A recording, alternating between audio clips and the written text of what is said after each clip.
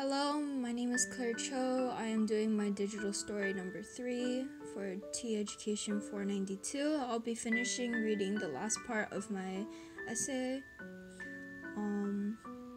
Racism is a factor in why students of color struggle in school. Most people don't understand that the racial discrimination, especially in children, can be devastating.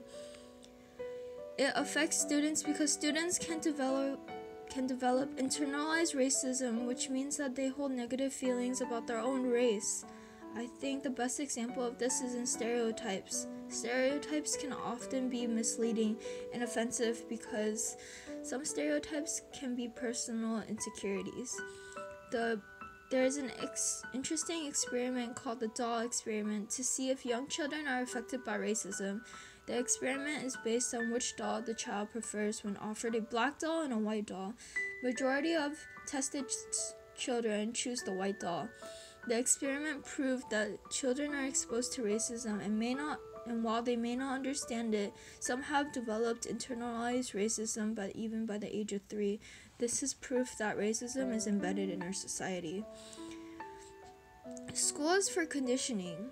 The way a typical classroom is set up in rows and facing forward towards the instructor.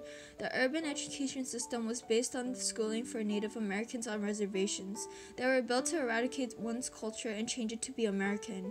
When racism is profound in a community, you are bound to encounter white fragility. White fragility is the discomfort and defensiveness of a Caucasian when confronted about racial inequality and injustice. White fragility is a concern since the whole idea of it means that Caucasians don't even recognize the problem of racism in the first place. Racial stamina is also a key to white fragility. Caucasians attempt to turn a blind eye to racism because they don't want to feel the guilt or discomfort. If Caucasians were more open and educated about racism, they would have racial stamina. However, they shun the racism away as if it wasn't there in the first place. The concept of white fragility is stemmed from the way our society is constructed. Caucasians forbear from correcting each other's racial misstep to preserve peace. Not to mention, many colored people don't risk out pointing discrimination in fear that they will trigger white fragility and be targeted. However, if Caucasians and colored people don't point out racism, it will stay embedded in our history and future. Whiteness is not real, it is a position of status. Our society is constructed so that rich and privileged people will consistently stay rich while low-income families stay poor. Example of this can be found anywhere in America because it is embedded in our society. Urban educations aren't fair since the quality of education is based on schools' funding. School funding is based on test scores, and test scores are based off the quality of education given to students.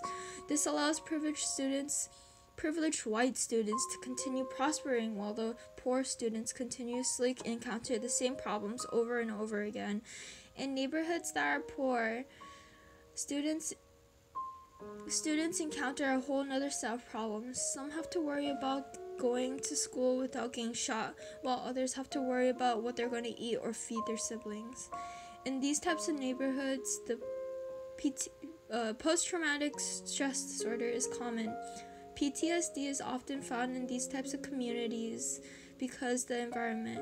In urban youth, it is seen that 1 out of 3 students have PTSD or even CPTSD, also known as complex post-trauma. Poor and non-white students are more likely to fall into the school-to-prison pipeline.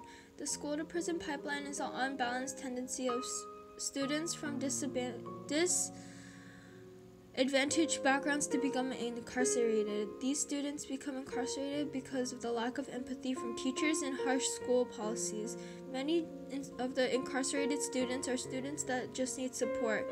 However, when you lock up children who need support, they get worse. They feel a sense of worthlessness and lose motivation in life. Not to mention, when a child leaves prison, they have problems getting jobs and fitting back into society, and they will most likely have problems getting jobs due to their prison record and no work experience. If they're incarcerated when they're in school, it is easy to assume that they might not even have their high school diploma or GED. Music is often used as an outlet for stress. Tupac was recognized by Dr. Jeff Duncan Andrade. Duncan talks about Tupac's lines and how struggling students can relate to his songs. Duncan quotes Tupac's line, how do you grow roses from concrete? Duncan questions the urban school system by saying, how do you expect students to grow like roses when the education system is stopping them from developing to their fullest potential?